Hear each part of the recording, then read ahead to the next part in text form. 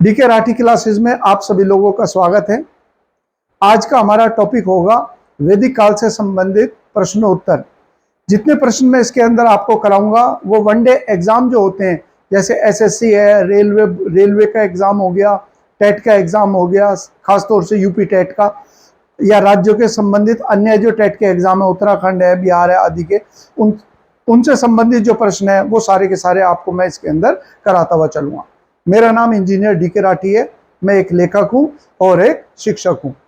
ये मेरी सामान्य अध्ययन की पुस्तक है जो बाजार में उपलब्ध है। इसमें ध्यान रखना है 9th एडिशन है, स्नेहा पब्लिकेशन के द्वारा प्रकाशित है और इसके अंदर 3300 क्वेश्चन है। ये जो क्वेश्चन इसमें शामिल किए गए हैं 3300, ये क्वेश्चन 2022 तक की जितने भी एग्जाम हुए हैं वो सारे एग्जामों के क्वेश्चंस को मैंने इसके अंदर शामिल किया है। अब जो मैं क्वेश्चन आप लोगों को कराने जा रहा हूं वो क्वेश्चन इस किताब से अनंत है, यानी कि इसके अलावा जो क्वेश्चंस हैं, तो इस प्रकार से अगर आप हिसाब लगाएंगे तो बहुत सारे क्वेश्चन हो जाएंगे जो आप प्रैक्टिस कर पाएंगे इस किताब के साथ में भी, और जो मैं आप लोगों को अभी कराने जा रहा हूं। ये जो क्वेश्चन जो मैं आपको आज कराऊंगा इसकी पीडीएफ आपको डिस्क्रिप्शन बॉक्स में एक टेलीग्राम चैनल होगा जो मेरा वाला है, डीके राठी सर के नाम से। उस चैनल से आप उसे डाउनलोड कर सकते हैं। तो आज हमारा जो टॉपिक है वो हो गया वैदिक काल, और इससे जुड़े हुए जो क्वेश्चन है उसमें सबसे पहले चलते हैं। पहला क्वेश्चन जो मैंने इसमें दे रखा है एसएससी सीजीएल 2017 में पूछा गया। ये क्वेश्चन क्या है, ऋग्वेद में सबसे प्रमुख देवता कौन है? तो ऋग्वेद के और देवताओं के बारे में या धर्म से संबंधित जब मैंने आपको विषय कराया था तो ये बताया था कि ऋग्वैदिक काल के अंदर प्राकृतिक बहुदेववाद था, और वैदिक काल के दौरान जो आर्य थे जिन्होंने वैदिक काल की स्थापना करी, वह जो प्राकृतिक गुण है, प्रकृति के जो गुण है, उन्हीं गुणों को अपने देवताओं में संदर्भित करते थे। तो उन्होंने वर्षा के देवता के रूप में या फिर युद्ध में किले को तोड़ने वाले देवता के रूप में, यानी कि युद्ध के देवता के रूप में इंद्र को ही किया है। तो सबसे लोकप्रिय देवता इस दृष्टि से कि सबसे ज्यादा श्लोक जो है वो किसके अंदर दिए गए हैं, तो इसमें हमारा उत्तर क्या होता है, इंद्र जो है वो 250 श्लोक ऋग्वेद के अंदर इनको समर्पित करे गए हैं। दूसरे नंबर पे जो है अग्नि आते हैं, और अग्नि को श्लोक कितने दिए गए हैं, 200 श्लोक जो है अग्नि को अर्पित किए गए हैं। तो सबसे लोकप्रिय देवता इंद्र का हमारा सही उत्तर होगा। अगला जो क्वेश्चन है हमारा वो हो गया, निम्नलिखित में से कौन सा वेद वेद त्रयी का भाग नहीं है? वेद त्रयी का अर्थ क्या हो गया? जो पहले 3 वेद लिखे गए, यानी कि ऋग्वेद, सामवेद और यजुर्वेद, इन तीनों में तो यज्ञ कर्मकांड से संबंधित विषयों पर ही ज्यादा ध्यान दिया गया, और जो चौथा वेद है अथर्ववेद, उसके अंतर्गत लौकिक विषयों पर भी विचार किया गया। इस दृष्टि से पहले 3 वेद तो एक जैसे हैं, इसीलिए अथर्ववेद को वेद त्रयी से बाहर रखा गया है। यहां पर पॉइंट अथर्ववेद हमारा उत्तर आएगा। एग्जामों के नाम देखते हुए चलिए ताकि आपको प्राथमिकता पता चले कि किस प्रकार के क्वेश्चन जो है पूछे जाते हैं। अगला जो क्वेश्चन है, निम्नलिखित में से किस वेद में जादू, टोना, चमत्कार तथा मंत्र दिए गए हैं? तो ये सब चीजें जैसे जादू, टोना, वशीकरण, इन सब चीजों के ऊपर जो चिंतन है वो किस में मिलता है? जो वेद त्रयी का हिस्सा नहीं है, अर्थात जो वन पुस्तक कही जाती हैं या जिनको वनों में लिखा गया, वह कौन से हैं? अथर्ववेद। तो ये हमारा आंसर। निम्नलिखित में से कौन सा वेद प्राचीनतम है? देखिए, प्राचीनतम वेद जो है वो तो ऋग्वेद ही कहलाता है। इसकी रचना करी गई थी 1500 से लेकर, और ये हम जानते ही है ऋग्वेद की रचना जो है इसका समय काल क्या है, जो पूर्व वैदिक काल का समय है 1500 से लेकर और 1000 ईसा पूर्व का जो समय है, इसी को हम कहते हैं ऋग्वैदिक काल या पूर्व वैदिक काल। पूर्व वैदिक काल को ऋग्वैदिक काल इसीलिए कहते हैं क्योंकि इस दौरान इस दुनिया के प्राचीनतम पुस्तकों में से एक ऋग्वेद की रचना करी गई। अगला जो हमारा क्वेश्चन है वो कौन सा है वो देख लीजिए। इसमें है कि नचिकेता और यम के बीच में, यहां पर देखिए, नचिकेता और यम के बीच में सुप्रसिद्ध जो संवाद है वो कौन से उपनिषद में प्राप्त होता है? यहां पर मैं आपको बताता चलूं, ये है क्या विषय, हमारे यहाँ पर यानी कि हम भारतीय संस्कृति जो है उसके अंदर एक अहम हिस्सा है आत्मा का विषय। तो आत्मा के विषय के ऊपर सर्वप्रथम चिंतन जो है वो हमें कहाँ पर मिलता है, इस संवाद के अंदर मिलता है। और ये हम जानते ही है कि उपनिषद जो है वो भारतीय दर्शन की शुरुआत माना जाता है। तो नचिकेता जो है, नचिकेता के पिता एक राजा थे जिन्होंने यज्ञ का आह्वान किया और उस यज्ञ के पश्चात उन्होंने ब्राह्मणों को दान दक्षिणा दी। तो नचिकेता ने बड़े भोलेपन में सवाल किया कि आप मुझे किसे दान में दोगे। तो संभवतः इनके पिता का ध्यान कहीं और होगा या फिर वो किसी कारणवश क्रुद्ध हो गए और उन्होंने कहा भाई मैं तुम्हें तो यम को भेंट करूंगा, यानी कि यमराज को दूंगा। अपने पिता की आज्ञा मानकर नचिकेता महल के बाहर 3 दिन तक यमराज का इंतजार करते रहे। और जब यमराज आए तो नचिकेता और यमराज के बीच में जो संवाद हुआ उसमें आत्मा के बारे में व्याख्यान प्राप्त होता है। तो ये जो महत्वपूर्ण उपनिषद है जिसमें आत्मा का उल्लेख किया गया, यह है कठोपनिषद। और जैसे मैंने आपको पूर्व के वीडियो में वैदिक काल के वीडियो में मैंने आपको दे रखा है, ये जो उपनिषद है, उपनिषद जो है ये वैदिक साहित्य के अंत में लिखे गए, इसीलिए इनको हमने क्या कहा था, वेदांत। तो प्रत्येक वैदिक संहिता के अंदर मंत्रों का उल्लेख है। उन मंत्रों को समझाने के लिए और यज्ञ कर्मकांड को बताने के लिए ब्राह्मण साहित्य है। उसके बाद वनों में लिखी गई पुस्तकें हैं अरण्यक, और उसके बाद अंत में जो विषय आता है वो कहलाता है उपनिषद, जिसे भारतीय दर्शन की शुरुआत माना जाता है। तो यहां पर मैंने कुछ आपको उपनिषदों के नाम दे दिए, इनको आप देखते हुए चलेंगे कि कौन कौन से उपनिषद है इसके अंदर। जैसे ऋग्वेद का उपनिषद जो है तैत्तिरीय उपनिषद है। यजुर्वेद के अंदर जो उपनिषद है तैत्तिरीय, कठोपनिषद, बृहदारण्यक उपनिषद। बृहदारण्यक के अंदर भी हम कई प्रकार के जो विषय हैं उनके बारे में पढ़ेंगे। जैसे एसएससी और यूपीपीसीएस में क्वेश्चन आया कि भारतीय दर्शन के जो जनक है या पिता हैं, मैं लिख देता हूं यहां पर ताकि आपको याद रहे, क्योंकि ये विषय भी एक बड़ा रुचिकर है। हमारे यहां भारतीय दर्शन के पिता के रूप में किसका नाम आता है, याज्ञवल्क्य। ठीक है, याज्ञवल्क्य को कहा जाता है फादर ऑफ इंडियन फिलॉसफी। तो याज्ञवल्क्य और एक और महिला विदुषी थी जिनका नाम था गार्गी, उनके बीच में जो संवाद हुआ वो संवाद हमें कहां से प्राप्त होता है, तो वो संवाद हमें प्राप्त होता है कौन से के अंदर, वो होता है बृहदारण्यक। ये भी हम चर्चा करेंगे। तो आपका क्या पॉइंट होगा, आपका पॉइंट ये होगा कि भाई हमें बृहदारण्यक में किस पर किन के बीच में चर्चा मिलती है, गार्गी और किसके बीच में, याज्ञवल्क्य।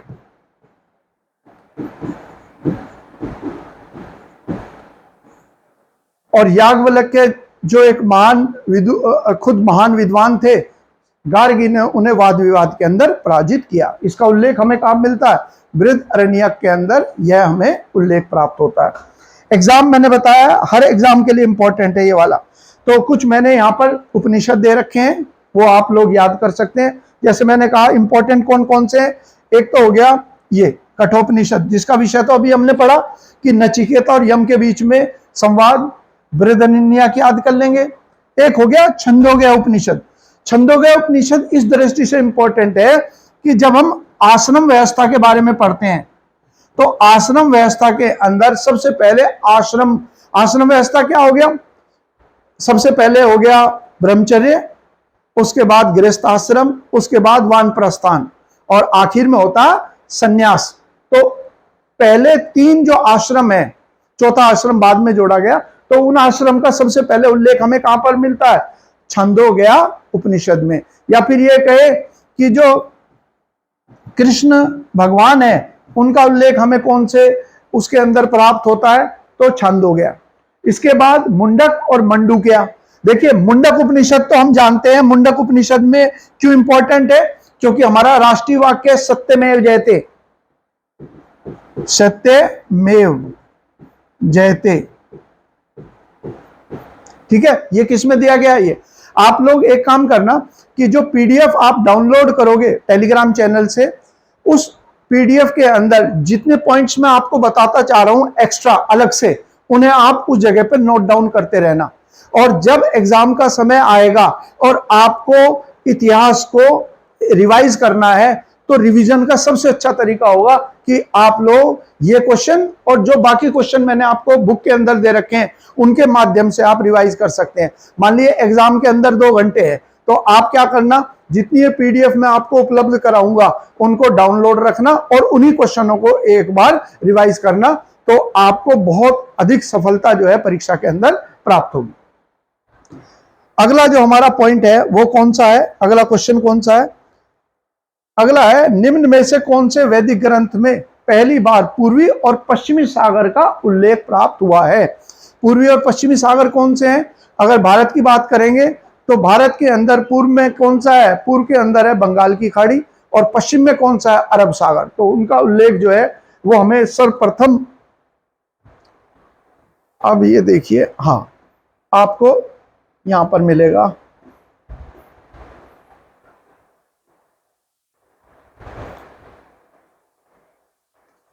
कौन से ब्राह्मण में मिलेगा? शतपथ ब्राह्मण में। यहां मैं बताता चलूं आपको, शतपथ ब्राह्मण इंपॉर्टेंट है। क्यों इंपॉर्टेंट है? मैंने मैंने वैदिक साहित्य की वीडियो अपलोड करी थी तो उसमें समझाया था कि ऋग्वेद के बाद दूसरा सबसे बड़ा वैदिक ग्रंथ कौन सा है? शतपथ ब्राह्मण जो है ये सबसे विस्तृत है। किसके बाद? ऋग्वेद के बाद। तो अगर हम कहें कि ब्राह्मण साहित्य में सबसे महत्वपूर्ण कौन सा होगा, तब हम कहेंगे शतपथ ब्राह्मण। और कौन से वेद के अंतर्गत आता है? तो यजुर्वेद। वह वेद जो गद्य और पद्य दोनों में रचित है, उसी का ये हिस्सा माना जाता है। अगला जो पॉइंट हो गया, निम्न में से कौन उपवेद के अंतर्गत नहीं गिना जाता? याद कीजिए फिर आप पिछली वीडियो में कि हमने पढ़ा था कि 4 वेद हैं और चारों वेदों के अपने अपने उपवेद हैं। जरा एक बार उनको रिवाइज करा देता हूं मैं आपको। देखिए उनके बारे में जो हमने पढ़ा था क्या था, यहां पर अब हम वेद लिख देते हैं। जैसे ऋग्वेद, ऋग्वेद के अंतर्गत कौन सा आता है? इसके अंतर्गत हमारा आता है चिकित्सा का वेद, उसे क्या कहते हैं? आयुर्वेद। इसके बाद आ गया सामवेद। सामवेद जो है इसके अंतर्गत क्या आता है? ये हमारा संगीत का वेद है, तो सामवेद के अंतर्गत कौन सा आएगा? गंधर्व वेद। ऋग्वेद, सामवेद, फिर आ गया यजुर्वेद। यजुर्वेद के अंतर्गत कौन सा आएगा? धनुर्वेद। धनुर्वेद का मतलब हो गया धनुष, यानी कि किससे? युद्ध कला। और चौथा कौन सा है? अथर्ववेद। अथर्ववेद के अंतर्गत कौन सा आएगा? शिल्पवेद। और शिल्प का मतलब क्या होता है? शिल्पकार, निर्माण करता।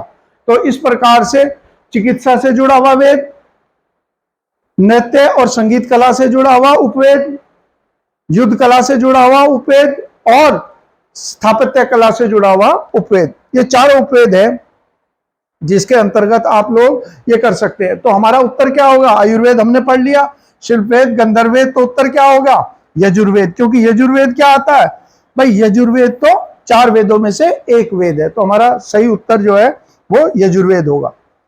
अगला जो क्वेश्चन है, फिर वही पॉइंट मैंने किया है कि कौन सा निम्नलिखित में से कौन सा वेद त्रयी का भाग नहीं है। तो हमने पढ़ा था कि अथर्ववेद, क्योंकि वो लौकिक विषयों पर भी चिंतन करता है, और बाकी 3 वेद जो हैं वो यज्ञ कर्मकांड से ही अधिक जुड़े हुए हैं, इसलिए इसे वेदों की त्रयी से बाहर रखा जाता है। आपका सही उत्तर जो आपको करना होगा बच्चों, गलती से इसमें क्या हो गया? ऋग्वेद। इसे हम काट देंगे। जो मैं आप लोगों को पीडीएफ दूंगा उसमें मैं इसको ठीक कर दूंगा। तुम्हारा उत्तर इसमें क्या होगा? अथर्ववेद। ठीक है, इसे आप ठीक कर लेंगे। अभी फिलहाल बाकी जो वीडियो आपको मिलेगा उसके अंदर बिल्कुल सही मिलेगा, क्योंकि मैं जब तक उसको ठीक कर दूंगा अपलोड करने से पहले।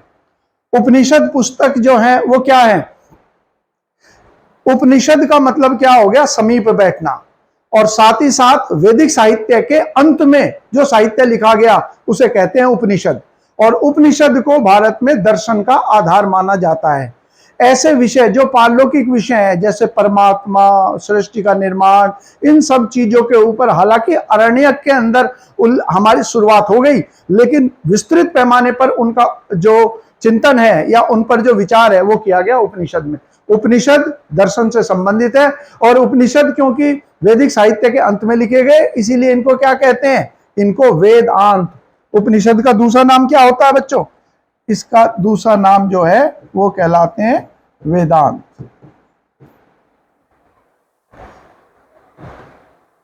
अगला जो हमारा पॉइंट आ गया वो आ गया, ऋग्वेद में कई परिच्छेदों में प्रयुक्त अधन्य शब्द किससे संबंधित है? ऋग्वैदिक काल के अंदर मुख्यतः जो आर्य थे वो पशुपालन का कार्य करते थे, और जो केवल पशुपालन करता है उसके लिए पशु जो है एक आर्थिक संसाधन है, और पशु की हत्या, पशु की चोरी, पशु की मृत्यु वो उसके लिए आर्थिक आघात है।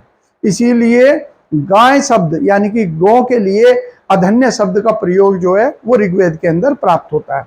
ये यूपी पीसीएस के अंदर क्वेश्चन आया, यानी कि गाय या गौ के लिए।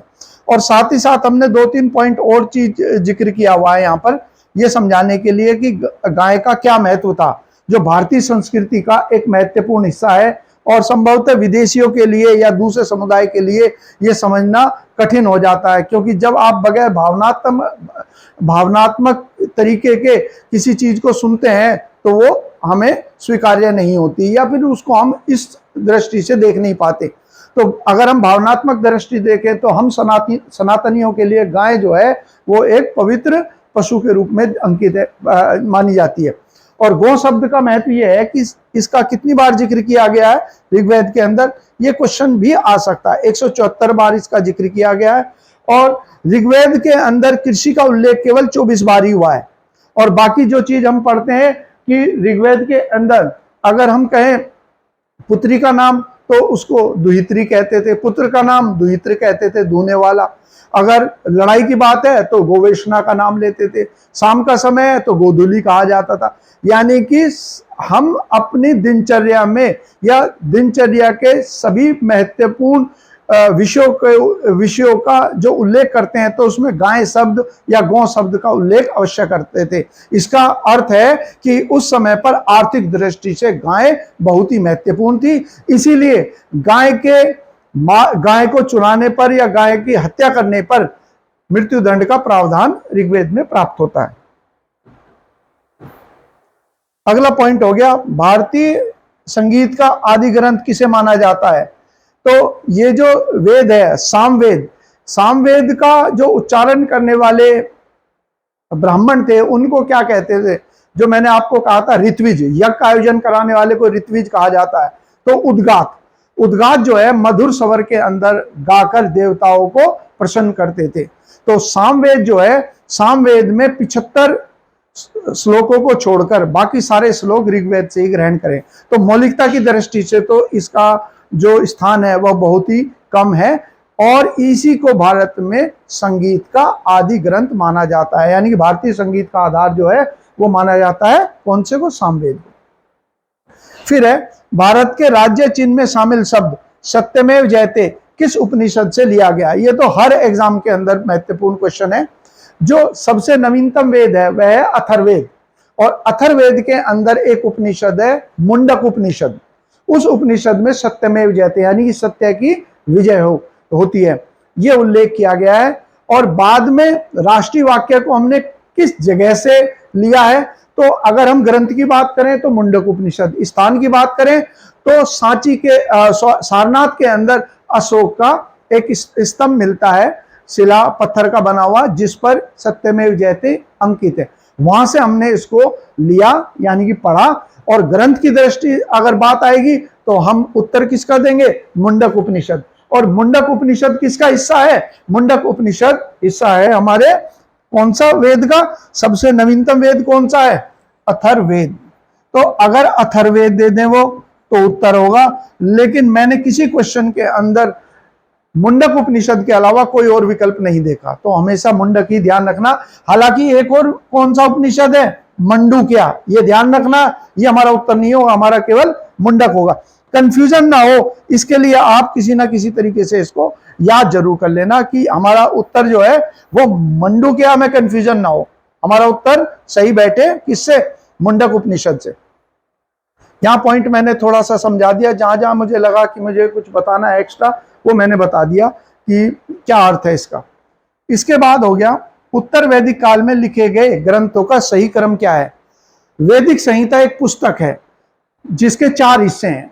पहले जो लिखे गए थे वो लिखे गए थे मंत्र, जिनको संहिता का पहला हिस्सा कहा जाता है। समय बीतने के साथ उन मंत्रों की व्याख्या करने के लिए ब्राह्मण ग्रंथ लिखे गए। उसके बाद तीसरे जो है कुछ पुस्तकों की रचना करी गई जिनको कहा जाता है अरण्यक, जिसके अंदर ऐसे विषयों पर चिंतन हुआ जो संभवतः सामाजिक दृष्टि से जिनका सार्वजनिक तौर से उल्लेख नहीं होता, जैसे जादू, टोना, वशीकरण, आरोग्य प्राप्ति आदि। और चौथा जो बाद में जो सबसे अंत में लिखा गया उपनिषद। जब ये चारों ग्रंथ लिखे गए अलग अलग समय पर तो इनको बाइंड करके एक पुस्तक बना दिया। तो एक का नाम तो हो गया ऋग्वैदिक संहिता, दूसरे का नाम हो गया सामवेदिक संहिता, तीसरे का हो गया यजुर्वेदिक संहिता और चौथे का होगा अथर्ववेद संहिता। हर संहिता के 4-4 हिस्से हैं। तो हमारा क्रम क्या होगा सही, सबसे पहले वेद, दूसरे ब्राह्मण, तीसरे अरण्यक, चौथा उपनिषद। तो हमारा सही उत्तर होगा 1, 2, 3, 4 जो क्रम दे रखा है इसके अंदर वही हमारा सही होगा। वैदिक युग में राजा अपनी जनता से जो कर वसूलते थे उसे क्या कहते थे। तो जो कर था पूर्व वैदिक काल के अंदर जो कर था वो एक स्वैच्छिक था, उसे बलि कहा जाता था।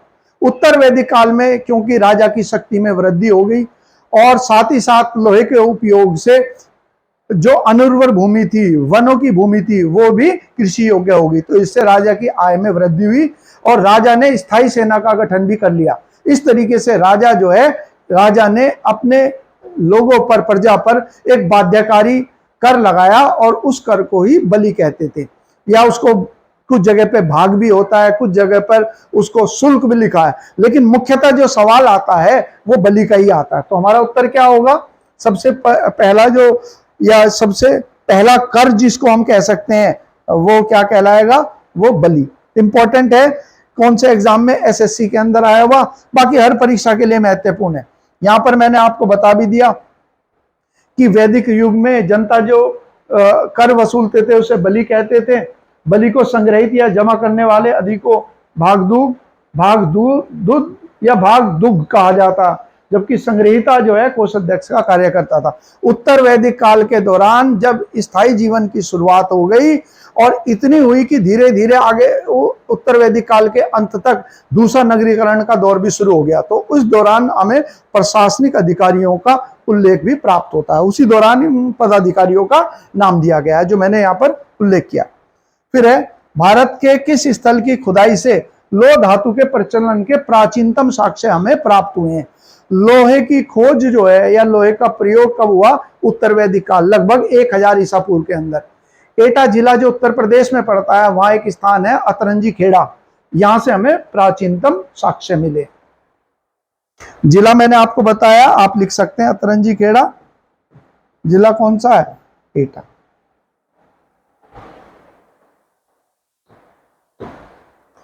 और जब आप पढ़ेंगे मध्यकाल, और मध्यकाल में पढ़ेंगे कि अमीर खुसरो का जन्म स्थान कहां पर है, तो अमीर खुसरो का जन्म स्थान भी एटा जिला उत्तर प्रदेश में ही प्राप्त हुआ है। फिर हो गया आर्य सभ्यता में मनुष्य के जीवन के आयु के आरोही क्रमानुसार निम्नलिखित चरणों में से कौन सा विकल्प सही है। आश्रम व्यवस्था जो है उत्तर वैदिक काल के अंत में स्थापित होगी। आर्यों का जीवन जो है 100 वर्ष का औसत मानकर उसको 25-25 वर्ष के 4 हिस्से किए गए। पहला हिस्सा 25 वर्ष तक की आयु का वह कौन सा था, वह कहलाया गया ब्रह्मचर्य। उसके बाद गृहस्थाश्रम 25 से लेकर 50 वर्ष, 50 से लेकर 75 जो है वानप्रस्थान। वानप्रस्थान का मतलब है वैराग्य, यानी कि सांसारिक विषयों से अपने को दूर करना।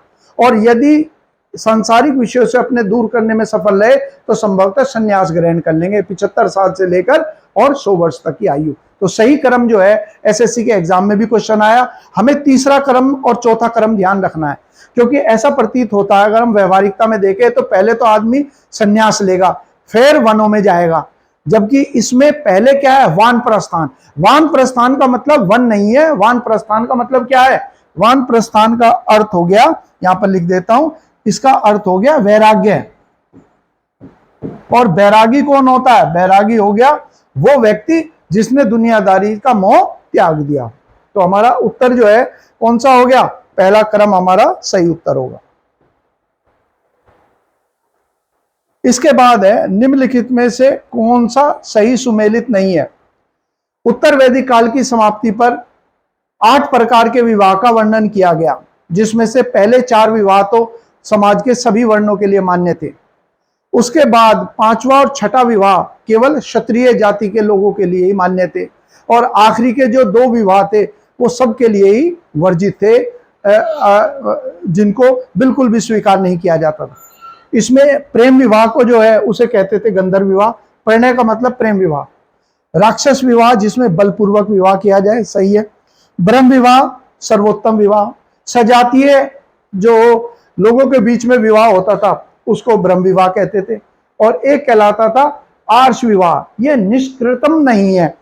निष्कृतम इसलिए नहीं है क्योंकि आर्ष में क्या था, पहले 4 विवाह जो थे जो मान्य थे उसके अंदर आर्ष को भी शामिल किया गया है। और आर्ष विवाह के अंदर जो वर पक्ष है यानी कि लड़के का जो पक्ष है वो वधू पक्ष को एक जोड़ी बैल और हल भेंट में देता था। तो पीसीएस की अगर हम बात करें तो उस दृष्टि से आर्ष विवाह जो है ये सबसे इंपॉर्टेंट है परीक्षा में। इससे जुड़ा हुआ क्वेश्चन जो है आता है कि आर्ष कौन से प्रकार के विवाह में वर पक्ष वधू पक्ष को ये दान देता था। अगला जो हमारा है गोत्र व्यवस्था का गोत्र व्यवस्था जो है वो प्रचलन में कब आई। गोत्र व्यवस्था क्या होती है, जैसे आज की तारीख में अगर हम उत्तर प्रदेश हरियाणा इनमें देखें, और समाज के शायद दूसरे वर्गों में भी होगा, लेकिन क्योंकि इन क्षेत्रों के बारे में मैं पूरी तरह कह सकता हूं कि गोत्र का मतलब हो गया, जैसे मेरा गोत्र जो है राठी है, तो इसका मतलब हो गया कि राठी गोत्र जो के जितने भी लोग हैं वो मेरे सजातीय हैं, मेरा उनके साथ रक्त संबंध है, तो मेरा विवाह किसी भी सगोत्री के साथ संभव नहीं है, क्योंकि हम एक ही रक्त के होने के कारण भाई बहन की दृष्टि से होता है। ठीक है, इसको गोत्र कहते थे। और गोत्र का अर्थ जो है ऋग्वेद में क्या बताया गया है कि जहां पर जो गाय थी उनको सुरक्षित रखा जाता था और रात में उनको पहरेदारी की जा सके, उस जगह को जहां पर गायों को रखा जाता था उसी को गोत्र कहते थे, जो आगे चलकर जातीय के रूप में या जाति वर्ण व्यवस्था में जाति के रूप में स्थापित हो गया। तो उत्तर वैदिक काल जो था उसी की समाप्त होने पर लगभग 600 ईसा पूर्व के समय पर इसकी शुरुआत हुई गोत्र की। ऋग्वैदिक धर्म जो है कैसा था, मैंने आपको बताया कि वैदिक काल के अंदर जो धर्म था उसके अंदर जो देवता थे वो प्राकृतिक गुणों को प्रदर्शित करते थे, और ऋग्वेद के अंदर तो हमें कहीं पर भी ये उल्लेख नहीं मिलता कि कौन सा देवता सर्वोच्च है। तो बहुदेववाद थे, कहीं पर इंद्र है, कहीं विष्णु है, कहीं अग्नि है, कहीं सोम है, और प्राकृतिक गुणों को उनको संदर्भित किया गया, तो हम कहेंगे प्राकृतिक बहुदेववादी। बहुदेववादी करेक्ट उत्तर होगा क्योंकि बहुत सारे देवताओं का उल्लेख मिलता है। और जो दूसरे समुदाय के लोग हैं जैसे इस्लाम को मानने वाले हैं या फिर ईसाई को धर्म को मानने वाले हैं, वो इस चीज को कभी समझ नहीं पाते कि जो सनातन धर्मी हैं वो सनातन धर्म वाले एक कैसे हैं, क्योंकि वो तो अलग अलग देवताओं को मानते हैं। तो ये हमारी भारतीय संस्कृति का एक महत्वपूर्ण हिस्सा है कि सनातन धर्म की कोई एक पुस्तक, एक ईश्वर, कोई एक मंत्र नहीं है जिससे हम उसके अंदर किसी को शामिल कर सकें या किसी को बाहर निकाल सकें कि भाई ये इस देवता को नहीं मानता तो हम इसको बाहर करते हैं। यही एक बड़ी समस्या है जिसकी वजह से दोनों मत अनुयायी जिनका मैंने उल्लेख करा है वो भारतीय समाज को सही रूप से चित्रित नहीं कर पाते और इस गलतफहमी का शिकार होते हैं कि भारत जो है इसको आसानी से तोड़ा जा सकता है क्योंकि यहाँ पर अलग अलग देवताओं की पूजा है, जबकि हम जो जिस सूत्र से भी बंधे हुए हैं वो हमारे संस्कार हैं। जैसे हमने कहा आत्मा का विषय है, परमात्मा का विषय है, इसमें सब सनातन धर्मियों को कोई सभी को पता है कि परमात्मा क्या है, हमारी आत्मा क्या है। कर्म का सिद्धांत ऐसा है जो हम सब सनातनियों को, चाहे दक्षिण भारत का हो चाहे उत्तर भारत का हो, पुनर्जन्म के मामले में भी हम सारे के सारे एक दूसरे को एक इस मत को सभी स्वीकार करते हैं। तो ये चीजें हैं सांस्कृतिक धरोहर जो पूरे के पूरे भारत के अंदर सनातनियों को एक सूत्र में पिरोती है। जबकि दूसरे मत अनुयायी सोचते हैं कि एक सूत्र में पिरोने का काम जो है एक पुस्तक या एक ईश्वर ही हो सकता है, जो कि भारतीय संस्कृति के हिसाब से बिल्कुल गलत मत है। अगला हो गया, ऋग्वैदिक काल में निष्क किस अंग का आभूषण था। हमने पढ़ा कि ऋग्वैदिक काल के अंदर मुद्रा का प्रचलन नहीं था, न उत्तर वैदिक काल में था, परंतु लेन देन के लिए गाय का या फिर आभूषण का इस्तेमाल होता था। वह आभूषण जो गले में पहनाया जाता था उसे निष्क या निष्का कहा जाता था। तो हमारा उत्तर यहां पर होगा, गले का जो हार है उसी को निष्क कहा जाता था, जिसका इस्तेमाल लेन देन में भी किया जाता था। तो यहां पर मैंने इस चीज के बारे में आपको यहां समझा दिया है कि मुद्रा के रूप में गाय और निष्क का प्रयोग होता था। उस समय वस्तु विनिमय विद्यमान थी। वस्तु विनिमय का मतलब है बार्टर सिस्टम, यानी कि एक वस्तु के बदले दूसरी वस्तु देकर लेन देन करना। निष्क प्रारंभ में हार जैसा कोई स्वर्ण आभूषण था और बाद में इसका प्रयोग सिक्के के रूप में। सिक्के से ध्यान रखना, सिक्के का प्रचलन जो है भारतीय उपमहाद्वीप में 600 ईसा पूर्व में शुरू हुआ, और सबसे पहले जो सिक्के थे भारतीय उपमहाद्वीप के वह कौन से थे, उनको कहते हैं आहत सिक्के। ये ध्यान रखना है, 600 ईसा पूर्व का जो समय है, इसके अंदर ईसा पूर्व का जो समय है, इसमें सबसे पहले हमारे यहां मुद्रा का प्रचलन शुरू हुआ।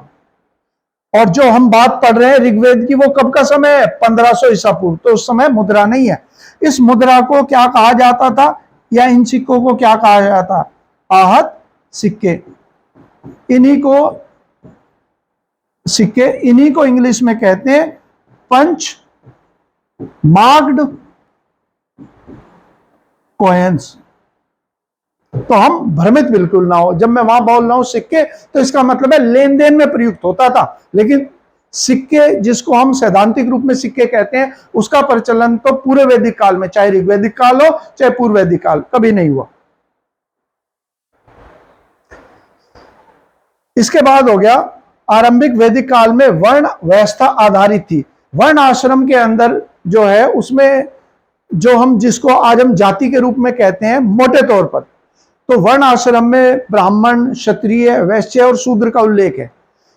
और ये वर्ण व्यवस्था जो स्थापित हुई वो उत्तर वैदिक काल में स्थापित हुई, या उत्तर वैदिक काल के अंत में स्थापित हुई। यहां वर्ण का उत्तर केवल रंग का आधार था कि आर्य जो थे उनका रंग साफ था, और जो बाकी लोग थे या जिनका रंग गहरा था उनके बीच में विभेद था, गौरवर्ण का और गहरे रंग का। तो यहां पर उत्तर क्या होगा, और वर्ण, और यहां पर खैर वो तो हो गया पॉइंट हमारा कि वर्ण व्यवस्था ऋग्वेद में कैसी थी। दूसरा, अगर हम आज की बात करें कि वर्ण आश्रम जो बाद में हमने कहा ब्राह्मण, क्षत्रिय, वैश्य, शूद्र किस आधार पर था, व्यवसाय। क्योंकि जो जिस व्यवसाय से संबंधित है उस व्यवसाय में जब यदि वो बचपन से ही अपने परिवार के सदस्यों को उस व्यवसाय के अंदर देखता है तो उसे उसका अनुभव प्राप्त होता है और वो ज्यादा पारंगत हो जाता है। जैसे व्यापारी का पुत्र बचपन से ही व्यापारी लेन देन की चीजें सुनता देखता है, दुकान पर अपने कुछ समय स्कूल के बाद भी जाकर वो बिताता है, तो उससे उसे व्यापार की जो बारीकियां हैं वो अपने परिवार के पिता से या अन्य लोगों से जो भी व्यापार में जुड़े हैं उनसे सीखने में मदद मिलती है। इसीलिए संभवतः वयस्क होने के बाद वो उसी व्यवसाय में पारंगत होने के कारण लग जाता है या जुड़ जाता है। इसी को हमने वर्ण व्यवस्था कहा। तो वर्ण का पहले था कि जो क्षत्रिय है यानी कि युद्ध कला में जो पारंगत है परिवार का पुरुष सदस्य, बेटा जो है उससे सीखकर उस कला में बेहतर प्रदर्शन कर पाता था, इसीलिए व्यवसाय को ही वर्ण का नाम दिया गया। दूसरा पॉइंट हो गया, दिए गए कथनों पर विचार कीजिए। सभा जो थी, देखिए ऋग्वैदिक काल के अंदर 4 संस्थाओं का उल्लेख मिलता है जिनकी मदद से जो जनजातीय मुखिया था, जिसको राजन कहते थे या आम भाषा में राजा कह लीजिए, वो प्रशासन चलाता था। सभा, समिति, गण और विधत, इन 4 संस्थाओं की सहायता से और वो प्रशासन संभालता था, और साथ ही साथ ये संस्थाएं राजन की शक्तियों पर अंकुश लगाने का काम भी करती थी। उसमें जो सभा थी, ये सभा किस प्रकार की संस्था थी? इसमें जो थे, इसमें बौद्धिक विषयों पर चिंतन होता था, या जैसे ब्राह्मण या विद्वान लोग जो है इसमें शामिल होते थे। तो इसको आज की राज्यसभा की तरह हम कह सकते थे। और राज्यसभा को भी हम क्या कहते हैं? वरिष्ठ सदन, वृद्ध एवं अभिजात वर्ग का संस्था थी। करेक्ट हो गया। समिति क्या थी? समिति आज की लोकसभा की तरह थी। जैसे लोकसभा के अंदर हम दिन प्रतिदिन के विषयों के ऊपर हम बहस सुनते हैं, या कानून बनाने की शुरुआत देखते हैं, या राजा का जो चुनाव है, हमारे यहाँ प्रधानमंत्री का जो चुनाव है वो कब होता है? यदि किसी ने लोकसभा में 272 सांसदों का समर्थन प्राप्त किया तो राष्ट्रपति आमंत्रित करता है सरकार बनाने के लिए, प्रधानमंत्री की शपथ ऐसे व्यक्ति को दिलाता है जिसको 272 सांसदों का समर्थन प्राप्त हो। यानी कि लोकसभा में क्या चयन होता है? हमारे प्रधानमंत्री का। उसी तरीके से हमें ऋग्वेद में उल्लेख मिलता है कुछ जगह पर कि समिति जो है वो राजा का चुनाव भी करती थी, और अन्य महत्वपूर्ण विषयों के ऊपर जो दिन प्रतिदिन के थे उन पर भी वो सलाह मशवरा देती थी। विधत क्या थी?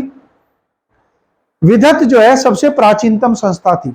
विधत के अंदर युद्ध के बाद जो लूट का माल होता था उसका बंटवारा करने के लिए विधत का गठन किया जाता था। तो सबसे जो पुरानी संस्था थी वो कौन सी थी? वह थी विधत। एक संस्था का नाम और आप पढ़ते हो जिसका नाम क्या था? 4 संस्थाएं थी हमारे जिनका मैंने अभी जिक्र किया आपको। तो एक तो आपने पढ़ा सभा।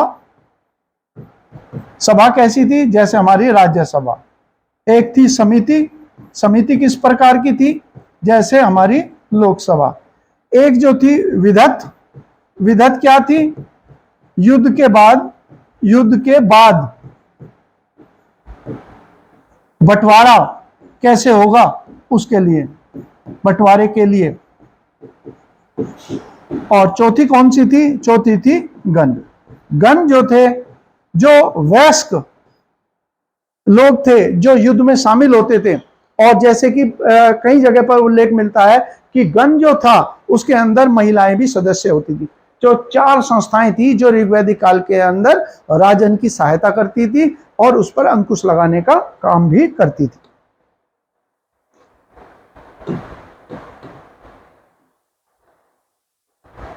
उपरोक्त में से कौन सा कथन सही है? तो हम कहेंगे तीनों के तीनों ही कथन सही है। सबसे पुरानी की बात आएगी तो भी विधत का नाम आएगा, और निम्नतम जो आएगी उसमें भी नाम इसी का आएगा। इसके बाद आता है राज्याभिषेक समारोह का विवरण निम्नलिखित में से किसमें किया गया? राज्याभिषेक जो समारोह है यानी कि राजा का, तो जैसे मैंने कहा कि राज्याभिषेक जैसी विधि वो शुरू कब हुई? उत्तर वैदिक काल में। उत्तर वैदिक काल के अंदर यज्ञ कर्म कांड के साथ में कुछ विशेष यज्ञों का आयोजन किया जाता था ताकि राजा की शक्ति को देवतुल्य बनाया जा सके। और इसका उल्लेख हमें कौन से ब्राह्मण में मिलता? ऐत्रेयी। ऐत्रेयी ब्राह्मण किसका हिस्सा है? मैंने आपको पहले सूची दी थी, तो हमारा उत्तर क्या होगा? ऋग्वेद। ठीक है, ऋग्वेद का हिस्सा है ऐत्रेयी ब्राह्मण। फिर हो गया प्रसिद्ध जो गायत्री मंत्र है, ये हमें कहां पर मिलता है? तो गायत्री में ओम भूर्भुवः स्वः। तो ये जो सवित्र वर्ड आता है, तो सवित्री का मतलब है कि सूर्य की उषा काल की जो किरणें हैं, और सूर्य जो है पृथ्वी पर जीवन का आधार है, ये सभी जानते हैं, विज्ञान हो चाहे आध्यात्म हो। तो इसीलिए गायत्री मंत्र जो था उसकी रचना करी थी किस विद्वान ने? विश्वामित्र के द्वारा इसकी रचना करी गई। और कौन से मंडल में है? तो ऋग्वेद का जो तीसरा मंडल है, ऋग्वेद को 10 मंडल यानी कि 10 चैप्टर में डिवाइड किया गया, और तीसरे चैप्टर के अंदर हमें उल्लेख मिलता है गायत्री मंत्र का। तो हमने मंडल कौन सा कहेंगे?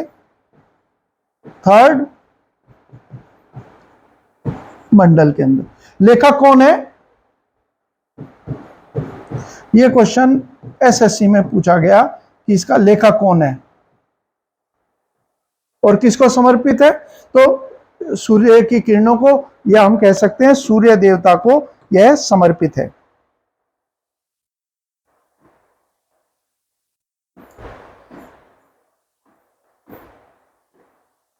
अब क्वेश्चन करते हैं 25वां।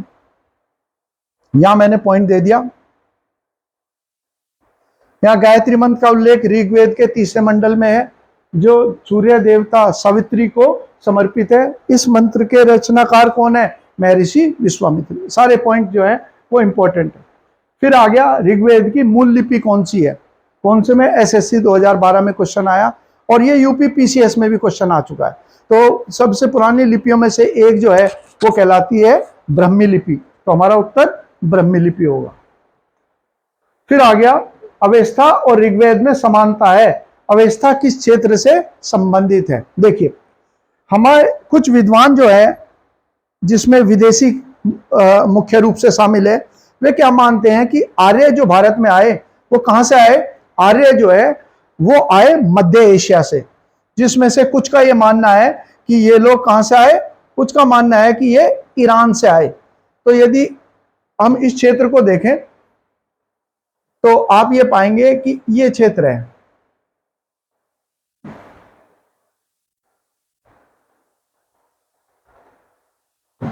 ये हमारी मातृभूमि है।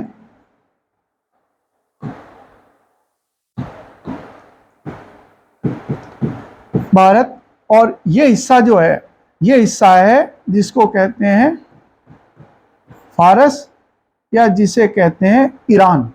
ठीक है। और आपको अगर ध्यान हो कुछ थोड़ा सा, तो मैं बता दूं आपको कि विद्वानों का क्या मानना था कि ये जो आर्य थे ये मध्य एशिया से, यानी कि स्टेपीज जो घास के मैदान है वो कहां पर है? ये स्टेपीज घास के मैदान है, कजाकिस्तान से लेकर और यूक्रेन तक ये फैले हुए हैं। कजाकिस्तान से लेकर, और मैं थोड़ा नीचे करूं, अब मेरे ख्याल से दिखाई देगा आपको सही तरीके। यहां देखिए, ये जैसे मैंने, ये हिस्सा है, ये हो गया स्टेपीज घास के मैदान, जो कजाकिस्तान से और यूक्रेन तक फैले हुए हैं, और यही मध्य एशिया हो गया। यहां से आर्य ने विभिन्न दिशाओं के अंदर प्रसार किया, और जब आर्य इस क्षेत्र में आए तो आज इसको क्या कहते हैं?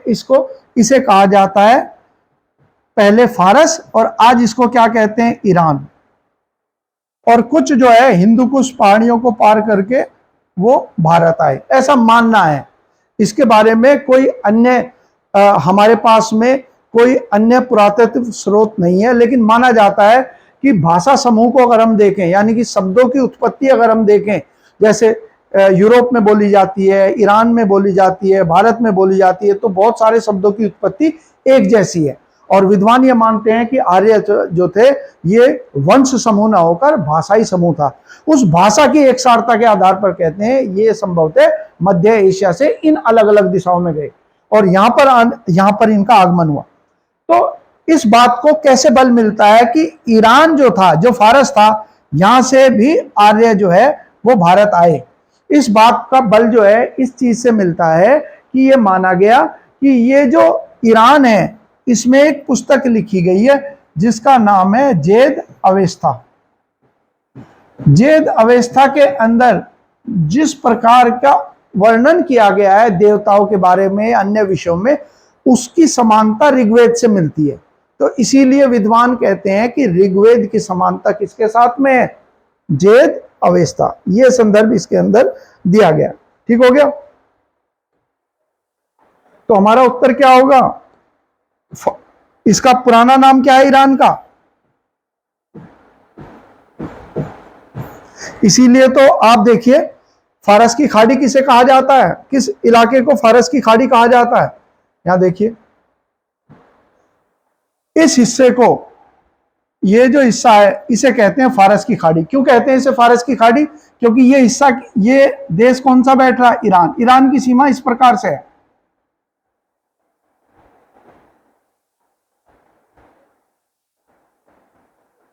ये ईरान है, और इसका पुराना नाम क्या है? फारस। इसीलिए इसको क्या कहते हैं, इस खाड़ी को, इसे फारस की खाड़ी कहा जाता है।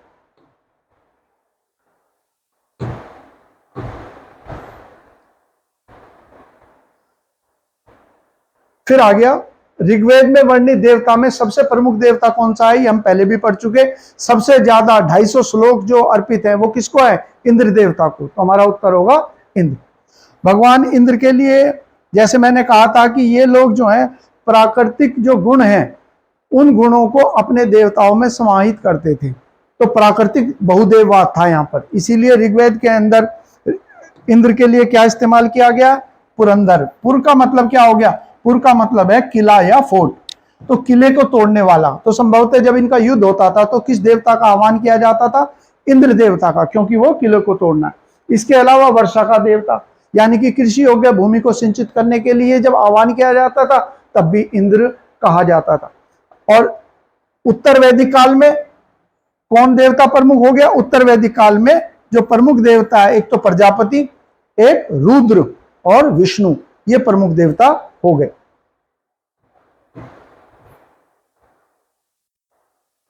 वैदिक कर्मकांड में होता का क्या संबंध है, मैंने आपको बताया था 4 वेद हैं। उन वेदों का हम वर्गीकरण क्यों करते हैं, उन वेदों का वर्गीकरण इसलिए करते हैं क्योंकि उन वेदों का आह्वान करने वाले जो ऋत्विक थे, यज्ञ कराने वाले थे, वो अलग अलग विद्वान थे जिनके अलग अलग नाम थे। ऋग्वेद के लिए जो उल्लेख है उसमें नाम आता होता का, होता या होत्र। ये क्या थे, ये होत जो थे ये मंत्रों के द्वारा देवताओं को यज्ञ में आने के लिए आमंत्रित करते थे, ये होता कहलाते थे। तो हमारा उत्तर क्या होगा, ऋग्वेद आंसर होगा। फिर हो गया अगला पॉइंट, निम्न में से किस नदी को ऋग्वेद में मातेतमा या देवीतमा या नदीतमा ये शब्द का उल्लेख किया गया।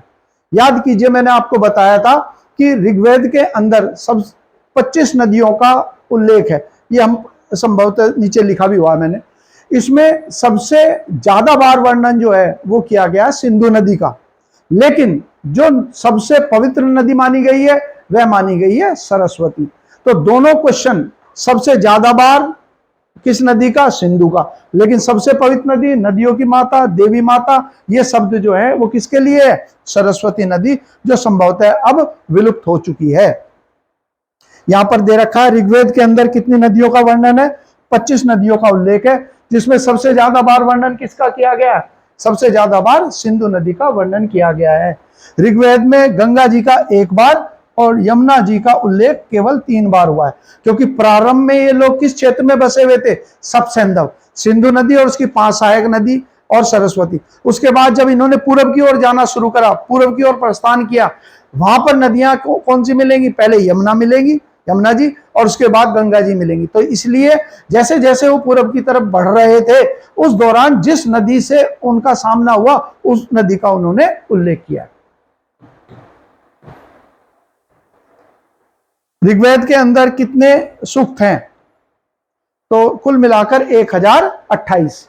ये क्वेश्चन जो है उत्तराखंड पीसीएस का है, और यूपी पीसीएस में सवाल आया ओम शब्द का उल्लेख कितनी बार किया है, तो चाहे ओम शब्द हो, यहां पर मैं लिख देता हूं, अगर ओम शब्द की बात आएगी तो भी 1028 आएगा, और कुल सूक्त की बात आएगी तो भी 1028 आएगा।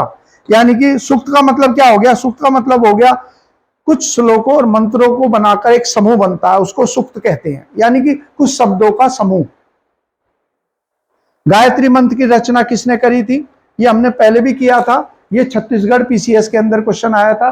तो गायत्री मंत्र का रचनाकार कौन से हैं, महर्षि विश्वामित्र।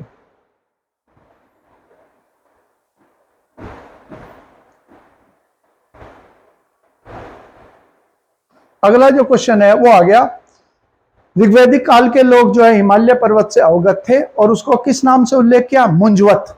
ये तो तथ्यात्मक पॉइंट है, इसमें मुझे कुछ समझाना भी नहीं है। आर्यन जनजातियों की प्राचीनतम बस्ती कहां पर थी, तो सबसे पहले ये लोग किस क्षेत्र में आए थे, सबसे पहले ये लोग आए थे कौन से क्षेत्र में, सप्त सैंधव क्षेत्र में। जैसे मैं यहां पर आपको कोशिश करता हूं यहां दिखा दूं किस तरीके से, यहां बताता हूं मैं आपको।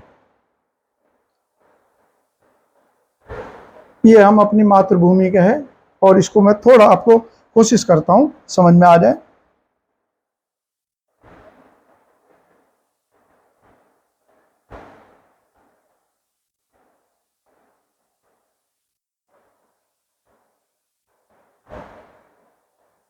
ये हमारी मातृभूमि है।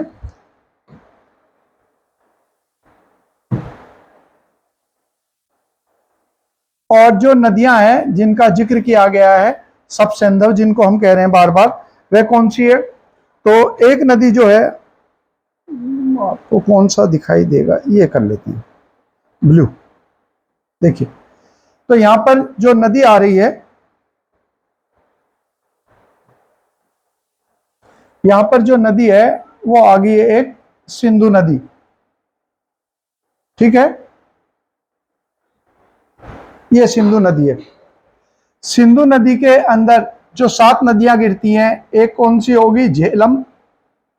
एक नदी कौन सी होगी? चिनाब। एक नदी है रावी। और नदी सतलुज, और सतलुज में आकर गिरती है ब्यास। तो 1 2 3 4 5, और एक नदी होगी है सतलुज 6। और एक नदी जो थी, जो संभवतः आज नहीं दिखाई देती और उस समय थी, वो थी सरस्वती। ये नदियां हैं। अब जैसे यहां आर्य का आगमन जो है उत्तर पश्चिम की दिशा से, फिर ये नदी जो है यहां पर जो मैं दिखा रहा हूं, ये कौन सी है? यमुना जी। इसके बाद यहीं उत्तराखंड से निकलती है गंगा जी। गंगा जी का प्रसार जो है इस प्रकार से है। ठीक है, तो सब सिंधु शुरू में तो इन नदियों से ही इनका सामना हुआ, वही इनके जीवन का आधार बनी। और उसके बाद जब ये इधर की ओर चलते रहे, तो पहले यमुना जी और फिर ये गंगा जी से इनकी भेंट हुई। इसलिए इसका उल्लेख इन्होंने बहुत कम बार किया हुआ। तो प्राचीनतम बस यही 7 नदियों का क्षेत्र क्या कहलाता था, जो मैंने आपको अभी चित्र में दिखाया था? सप्त सैंधव। आर्य को एक जाति कहने वाला पहला यूरोपियन कौन था? पहला यूरोपियन कौन था? जैसे मैंने कई बार जिक्र किया, मार्क्स मुलर ने भारत की संस्कृति को बहुत नुकसान पहुंचाया। एक विदेशी होने के नाते ये भारत के समाज को सही रूप में समझ नहीं पाया, और हमारे जो पुराने ग्रंथ है उनको एक यूरोपियनी की नजर से उसने अनुवादित किया। जैसे मैंने कहा कि यूरोपीय जो है भारतीय समाज को समझने में भी पूरी तरह असमर्थ हैं। वो ये नहीं समझ पाते कि एक पुस्तक, एक मंत्र और एक प्रभु, या जैसे वो ईसा मसीह को प्रभु का बेटा मानते हैं, ऐसा ना मानने के बावजूद भी भारत एक राष्ट्र कैसे है? तो कई चीजों में वो भारत के पुराने ग्रंथों को सही अनुवादित नहीं कर पाया। और वो जो उसने, और मार्क्स मुलर का काम क्या रहा कि भारत की संस्कृति से यूरोप को अवगत किया। तो जैसे भी वो संस्कृति को अनुवादित किया, वैसे ही वो अवगत हो गए। तो भारत के बारे में कई प्रकार की गलतफहमियां जो है मार्क्स मुलर ने अनुवाद करते टाइम करी, और जिसको आज तक हम लोग प्रयास कर रहे हैं कि इन गलतफहमियों से जो पश्चिम के लोग हैं, जिस दृष्टि से भारत को देखते हैं, उसे वो बदल दे। तो मार्क्स मुलर नाम आएगा। और बाद में चलकर ये माना गया कि भाई ये जाति नहीं है, ये एक भाषा का समूह है। इसीलिए इसी भाषा से लैटिन भाषा की, इसी आर्यों की भाषा से ही फिर संस्कृत भाषा का उदय हुआ। इसलिए माना गया कि आर्य एक भाषाई समूह है, ना कि एक वंश समूह। फिर 35वां क्वेश्चन है, निम्नलिखित में से किसने आर्य को आदि देश, यानी कहां से आर्य है, आर्कटिक प्रदेश बताया? तो उसमें नाम आता है बाल गंगाधर तिलक।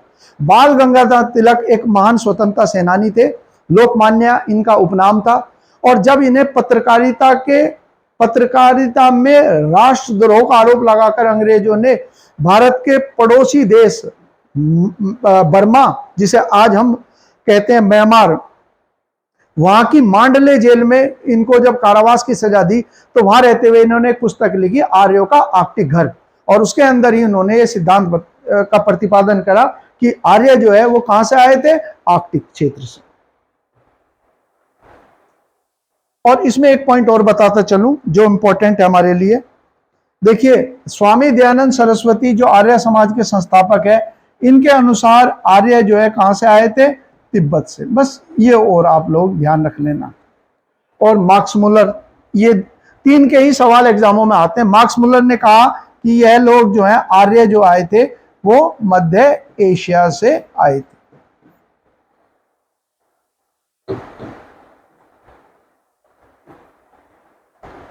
ऋग्वैदिक आर्यों का प्रमुख व्यवसाय क्या था? पशुपालन, क्योंकि थोड़ी बहुत कृषि करते थे, लेकिन मुख्य व्यवसाय जो है वो पशुपालन ही था। यहां पर पॉइंट दे रखा है। उत्तर और कृषि की बड़े पैमाने पर शुरुआत कब हुई? उत्तर वैदिक काल में लोहे की खोज लगभग कब हुई? 1000 ईसा पूर्व के अंदर उत्तर वैदिक काल के आर्यों ने लोहे का प्रयोग करना शुरू करा। तो जब लोहे का प्रयोग शुरू होने लगा तो जो दलदली क्षेत्र था, जो वनों के अधीन क्षेत्र था, क्योंकि जैसे आपने देखा कि आर्य जो थे प्रारंभ में कहां पर थे? आर्य प्रारंभ में जो है उत्तर पश्चिम में थे, तो यहां बरसात कम होती है। जैसे जैसे हम इधर की तरफ चलेंगे तो आप देखेंगे मानसून का ज्यादा बरसात होती है।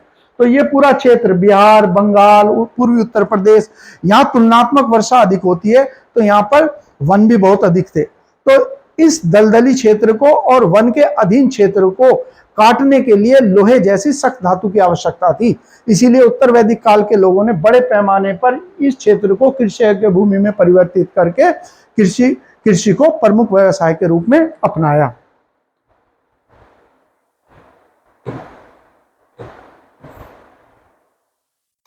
ऋग्वेद के किस मंडल में शूद्र का उल्लेख पहली बार मिला है? ऋग्वेद के 10 मंडल में 10वें मंडल के अंदर एक श्लोक है, पुरुष सूक्त श्लोक, उसके अंदर पहली बार जाति प्रथा का उल्लेख किया गया है। और उसी के अंदर यह कहा गया कि जो ब्रह्म है उसी के सिर से ब्राह्मण, हाथों से क्षत्रिय, उसके जंघा से या पेट से जो वैश्य हैं, और जो एडियां हैं उनसे शूद्र की उत्पत्ति हुई। तो पहली बार हम कह सकते हैं वर्ण व्यवस्था का उल्लेख हमें 10वें मंडल में मिलता है ऋग्वेद के। उसका मैंने उल्लेख यहां पर कर रखा है, जो मैंने आपको बताया, ये आप पढ़ते हुए चलेंगे। ऋग्वेद में कौन सा मंडल पूर्णतः सोम को समर्पित है? सबसे ज्यादा जो सबसे लोकप्रिय देवता कौन से हैं? सूत्र क्या है? आईएएस। सबसे पहला नंबर किसका है? इंद्र का। दूसरा नंबर किसका है? अग्नि का। तीसरा नंबर क्या है? सोम का। तो यहां पर जो 9th मंडल है वो पूर्णतः किसको समर्पित है? सोम देवता को समर्पित है। अब 39 क्वेश्चन देखते हैं। सॉरी, काफी क्वेश्चन है आपको। अगर ध्यानपूर्वक पढ़ेंगे तो सारा का सारे का जो चैप्टर मैं आपको पढ़ाता हूं वो सारे का चैप्टर का रिवीजन जो है वो आपको इसी से मिल जाएगा।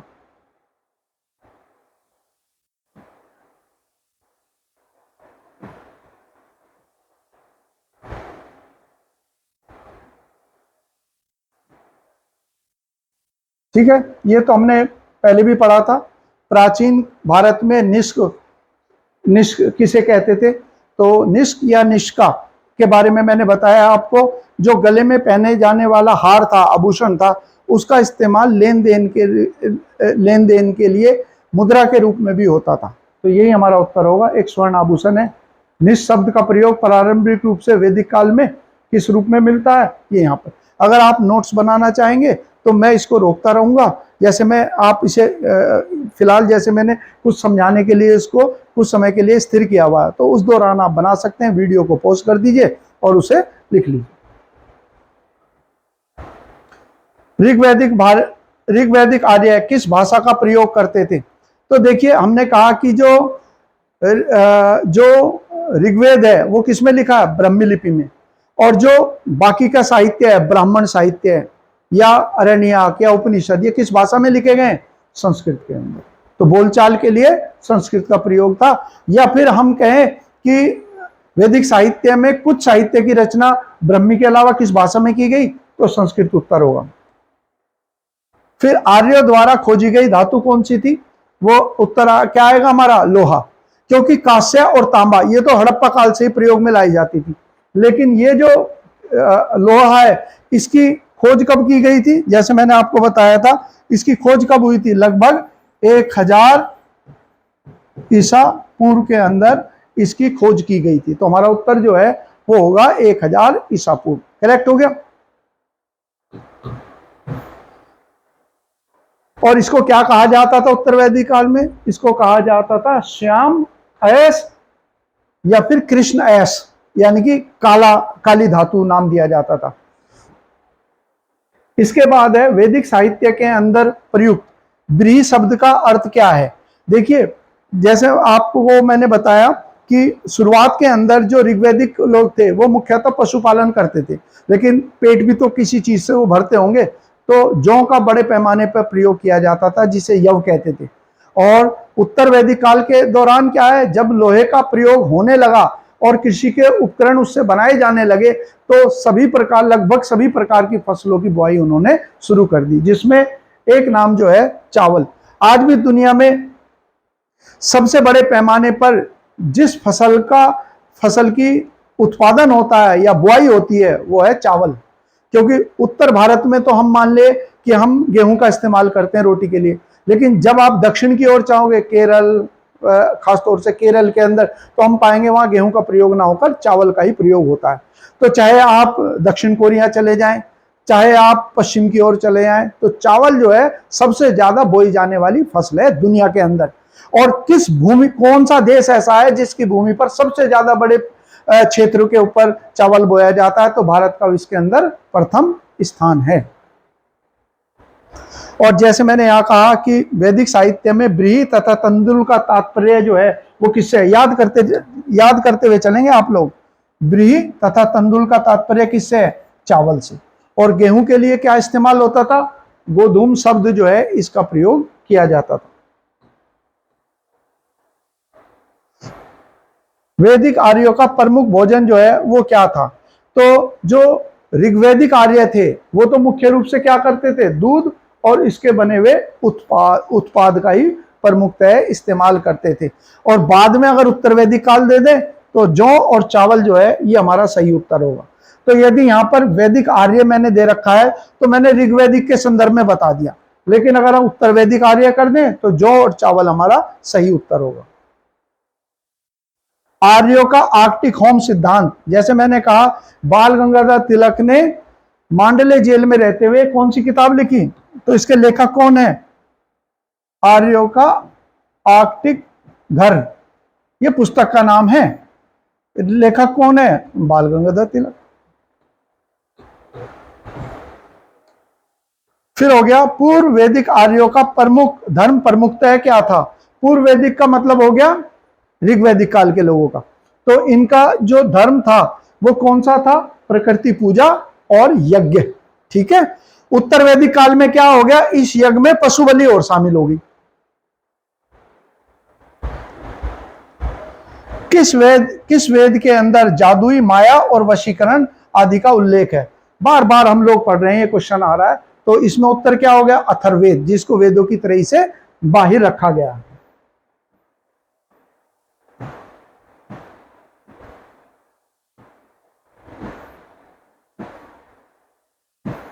यहां पर आ गया अथर्ववेद। अथर्ववेद के अंदर क्या क्या चीजों का उल्लेख है ये दे रखा है मैंने, इसे आप देख लेंगे।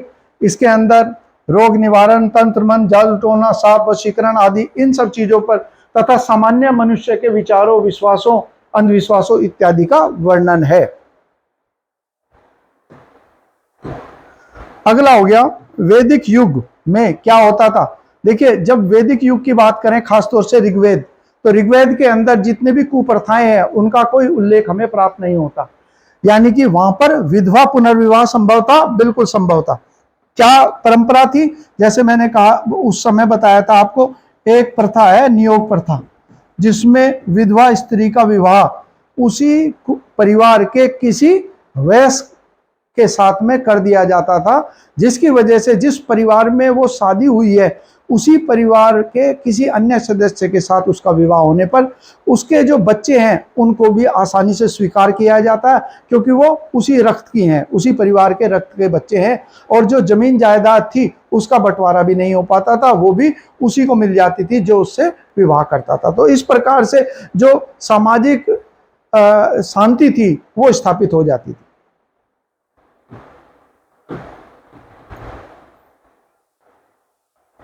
नदी सूक्त मंत्र, जिसमें नदियों का उल्लेख है, वो किसमें है? ऋग्वेद के अंदर, जिसमें हमने पढ़ा 25 नदियों का उल्लेख किया गया, जिसमें सिंधु नदी का सबसे ज्यादा बार उल्लेख किया गया।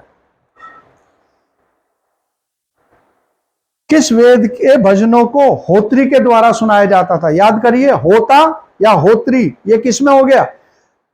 होता या होत्री वो थे जो मंत्रों के द्वारा देवताओं को यज्ञ में शामिल होने के लिए आमंत्रित करते थे, यानी कि ऋग्वेद। सामवेद में कौन से थे? उद्गात्र। यजुर्वेद के अंदर कौन से थे? अर्धवायु। अथर्ववेद में कौन थे? ब्रह्म। चारों जो ब्राह्मण है जिनको ऋत्विक कहते हैं, जो यज्ञ का आयोजन करते थे, वो कौन थे? अथर्ववेद के अंतर्गत, सामवेद के अंतर्गत उद्गात्र। उद्गात इसके अंतर्गत कौन से थे? ब्रह्मा। यजुर्वेद के अंतर्गत किसको कहा जाता था? अर्धवायु।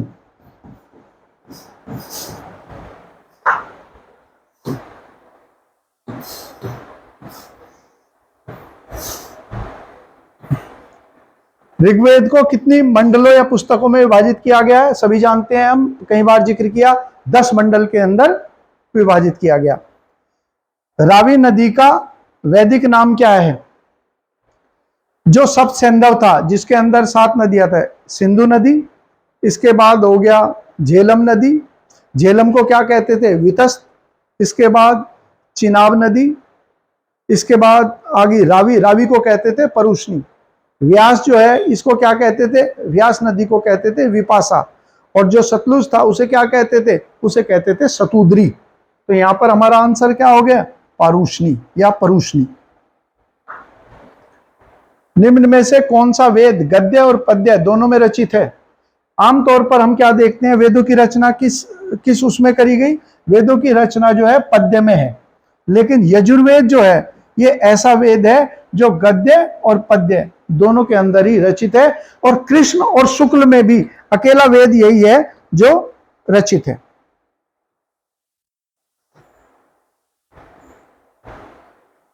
निम्न में से किस वेद को रुद्र नामक शब्द, रुद्र देवता उत्तर वैदिक काल में प्रमुख देवता हो गए और ऋग्वैदिक काल के अंदर वो एक नगण्य देवता के रूप में पहचाने जाते थे। तो रुद्र का नाम सबसे पहले ऋग्वेद के अंदर। नेक्स्ट क्वेश्चन देखते हैं।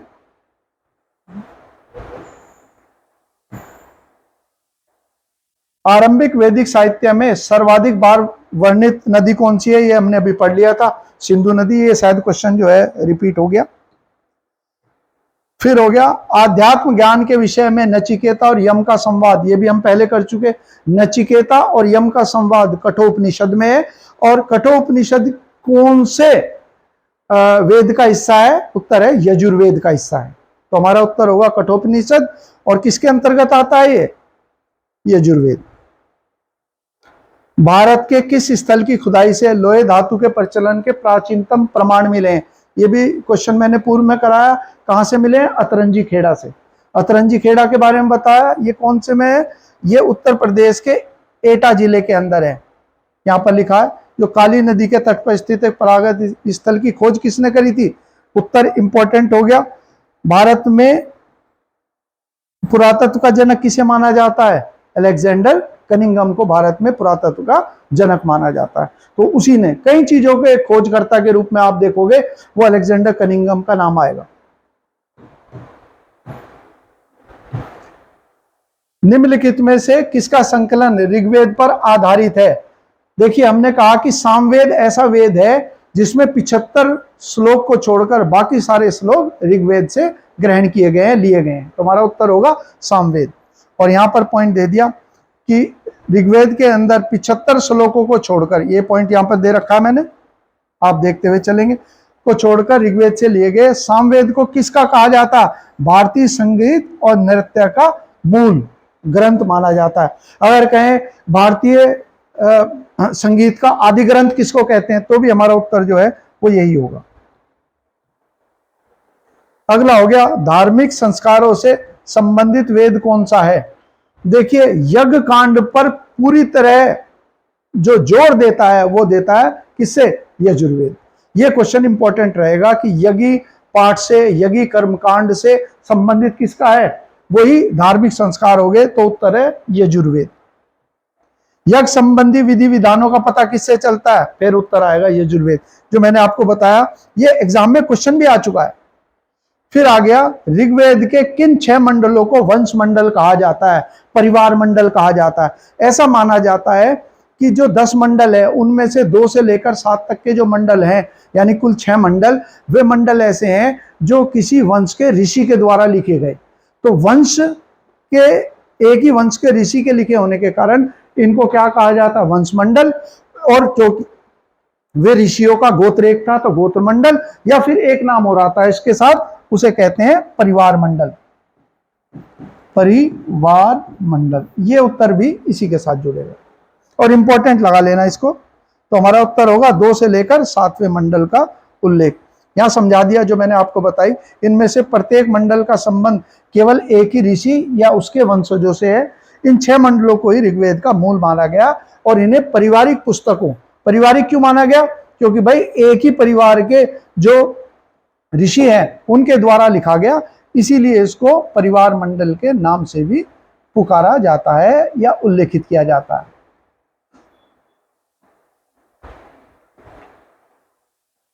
देखिए वही दे दिया, इसको परिवार मंडल की संज्ञा प्रदान की गई है।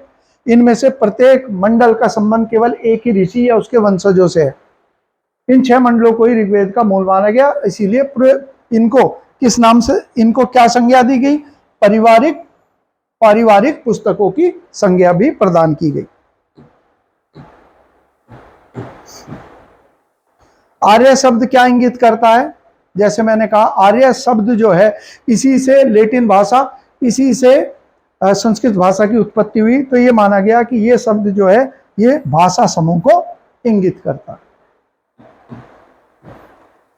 सभा और समिति, प्रजापति की 2 पुत्रियां थी, इसका उल्लेख किस वेद के अंदर मिलता है। देखिए सभा और समिति जो थी, मैंने बताया ये राजन इनकी मदद से जनजाति मुखिया अपना प्रशासन जो है इनकी मदद से चलाता था, और ये सभा और समिति जो है राजा का चुनाव भी करती थी और उस पर अंकुश भी लगाती थी।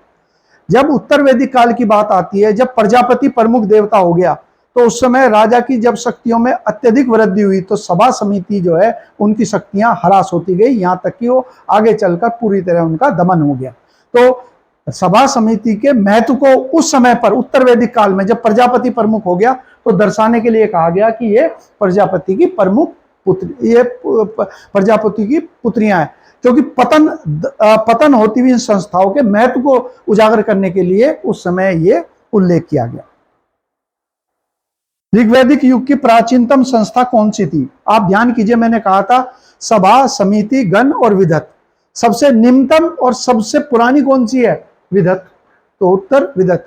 विधत का काम क्या था कि लूट के माल का जो बंटवारा होता था उसी को विधत कहते थे।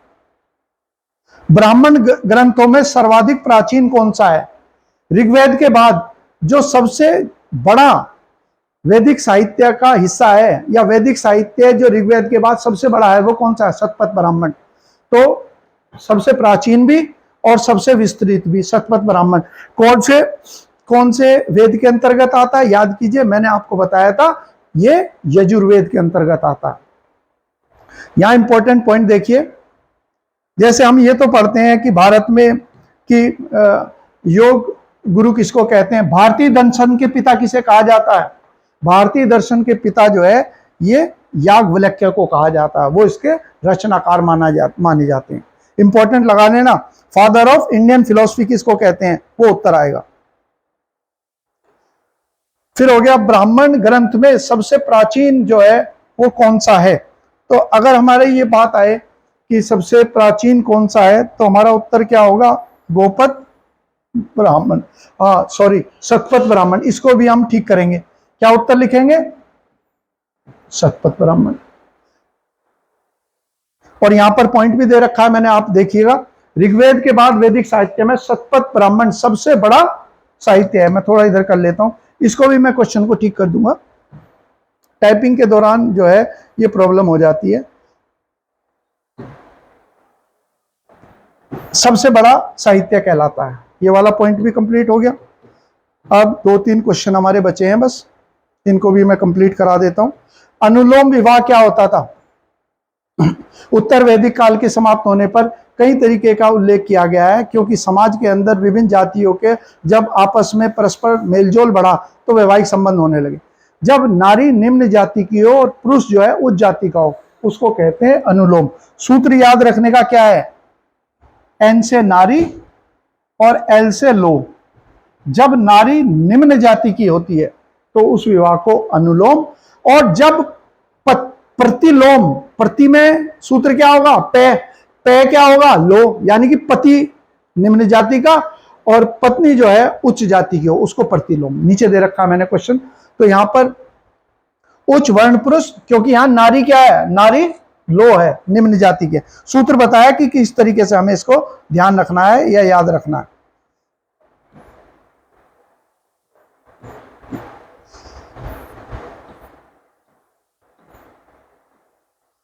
प्रतिलोम में क्या हो गया बच्चों? मैंने क्या बताया आपको? प्रतिलोम में हो गया, प्रतिलोम का मतलब है पै से पति, ले से लो। जब पति निम्न जाति का हो और पत्नी जो है उच्च जाति की हो, नीचे दे दिया। सूत्र याद रखना। कभी कभार जैसे लोक सेवा आयोग के क्वेश्चन देते हैं, कोई सा भी हो, चाहे बिहार का हो चाहे यूपी का हो, उसमें क्वेश्चन आता है वैदिक युग में यव किसको कहा जाता है? ऋग्वैदिक काल के दौरान थोड़ी बहुत फसलें बोई जाती है जिसमें जौ प्रमुख था और जौ को ही यव कहा जाता था। उत्तर वैदिक काल में किस देवता को सर्वोच्च स्थान प्राप्त था? तो पूर्व वैदिक काल में किसको सर्वोच्च स्थान था? इंद्र को। उत्तर वैदिक काल में कौन सा हो गया? प्रजापति। यहां बच्चों मैंने ये दे रखा है कि जो मेरे तीनों के तीनों चैनल है, जैसे जो टेलीग्राम के ऊपर जाना चाहते हैं तो DK Rathi sir GS planet, इसमें लगभग 2000 के करीब सब्सक्राइबर होंगे। 1.9 लिखा होगा, उसे आप सब्सक्राइब करना। डीके राठी के नाम से कुछ और भी अगर है तो आप सब्सक्राइब देख लेना कि सब्सक्राइबर कितने हैं। ये लिखा होगा 1.9 के, इसी के साथ आप जुड़ना। इसके अलावा जो चैनल है मेरा वीडियो यूट्यूब चैनल, वो है फेसबुक के ऊपर डीके राठी के नाम से, आप मेरे साथ जुड़ सकते हैं। 2-4 क्वेश्चन और बचे हैं, मैं सारे करा देता हूं। संस्कार की कुल संख्या कब है? जब उत्तर वैदिक काल के अंदर जीवन स्थायी हो गया, तो स्थायी जीवन के अंदर जीवन जो जिंदगी से पहले और जिंदगी के बाद, यानी कि जब गर्भ धारण करती है माता तब, और मरने के बाद जब अंत्येष्टि होती है, उससे लेकर कुल 16 संस्कारों का उल्लेख आर्य के जीवन का बताया गया। तो यहां पर 16 संस्कार है। आगे भी थोड़ा बहुत इनके बारे में पढ़ें। वैदिक गणित का महत्वपूर्ण अंग क्या है? आपने पढ़ा था वैदिक साहित्य का वीडियो देखना, उसमें था वेदांग। वेद के अंग 6 थे: शिक्षा, कल्प, व्याकरण, निरुक्त, छंद और ज्योतिष। इसमें जो कल्प साहित्य है उसके अंतर्गत आते हैं सूत्र साहित्य। 4 सूत्र थे, उनमें से स्रोत सूत्र, गृह सूत्र, धर्म सूत्र और एक था सुल्व सूत्र।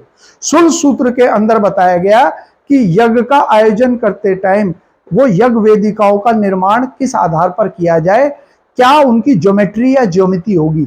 इसीलिए ज्योमेट्री का सबसे पुराना जो उल्लेख मिलता है हमें, वैदिक गणित जिसे कहते हैं, वो किसका है? सुल्व सूत्र। सुल्व सूत्र किसके अंतर्गत आता है? मैंने आपको बताया। कौन सा वेदांग है? कल्प वेदांग के अंतर्गत इनको शामिल किया जाता है। सबसे इंपॉर्टेंट क्वेश्चन है परीक्षाओं के लिए कि ज्योमेट्री का सबसे पहले उल्लेख या गणित का उल्लेख हमें कहां से मिलता है, उसके लिए ये उत्तर होंगे आपके। वेदों को अपौरुषेयी बताया गया। अपौरुषेयी का मतलब क्या हो गया? यानी कि जिसे किसी मानव ने नहीं लिखा। तो ये माना गया कि इनकी रचना जो है ऋषियों ने करी, और ऋषियों ने रचना, ऋषियों को किसने सुनाया इन्हें? तो देवताओं ने इनको सुनाया और ऋषियों ने वेदों की रचना करी, इसीलिए इसको अपौरुषेयी। तो हमारा उत्तर होगा क्या? हमारा उत्तर होगा कि वेदों की रचना देवताओं के द्वारा की गई थी। ये पॉइंट है हमारे यहाँ। आखिरी क्वेश्चन देख लेते हैं, कोई सा अगर इसके अंदर बचा हुआ है। हाँ जी, ये है वेदांत या उत्तर मीमांसा। आगे चलकर गुप्त काल में मैं आपको कराऊंगा। भारत के अंदर 6 दर्शन स्थापित हुए, जिस दर्शन के अंदर, जिसके अंदर कई सारों के नाम पढ़ेंगे, उसमें एक है पूर्व मीमांसा और उत्तर मीमांसा। उत्तर मीमांसा जो है बदरायन के द्वारा शुरू इसका प्रतिपादित किया। उत्तर मीमांसा क्या है? मूल रूप से वेदांत है। तो ये जो दर्शन है जो ज्ञान मार्ग की बात करता है, भारत के 6 दर्शन बताए हमने, आगे मैं बताऊंगा। उन 6 में से पूर्व मीमांसा तो हमें पारंपरिक वेदों की ओर ले जाती है, और उत्तर मीमांसा जो है वो हमें वेदांत की ओर ले जाती है, ज्ञान मार्ग की ओर ले जाती है। 10 राजाओं का जो युद्ध है, ये आखिरी क्वेश्चन है। एक युद्ध लड़ा गया परुष्णी नदी पर, और इस युद्ध का कारण क्या था? इस युद्ध का कारण था कि भरत वंश के एक प्रतापी शासक थे सुदास, उनका पुरोहित था विश्वामित्र। विश्वामित्र एक क्रोधी स्वभाव के व्यक्ति थे, इसी वजह से राजा सुदास ने विश्वामित्र की जगह वशिष्ठ को अपना नया पुरोहित नियुक्त कर दिया। इससे बहुत ही ज्यादा वो क्रोधित हुए और प्रतिशोध लेने के लिए उन्होंने क्या किया, उन्होंने अन्य राजाओं का, जो उनके शत्रु थे, उनका एक समूह बनाया और इस प्रकार से रावी नदी, जिसे परुष्णी नदी कहते थे, उसके नदी के तट पर यह युद्ध लड़ा गया। इसी को दशराज युद्ध कहते हैं। तो नदी का नाम परुष्णी। ये एग्जाम में क्वेश्चन आता है। आज का हमारा जो YouTube पर लेक्चर था वो समाप्त हुआ, और मुझे पूरी उम्मीद है कि आपको ये बहुत अच्छे से समझ में आया होगा। और मेरा आप लोगों से आग्रह है कि मेरे जितने भी लेक्चर्स हैं जो मैं अभी फ़िलहाल अपलोड कर रहा हूँ, वो हड़प्पा से शुरू करें, तो उन्हें ज़्यादा से ज़्यादा आप देखिए, लाइक कीजिए और शेयर भी कीजिए। ये लेक्चर देखने के लिए आपका बहुत बहुत धन्यवाद और आपका आभार।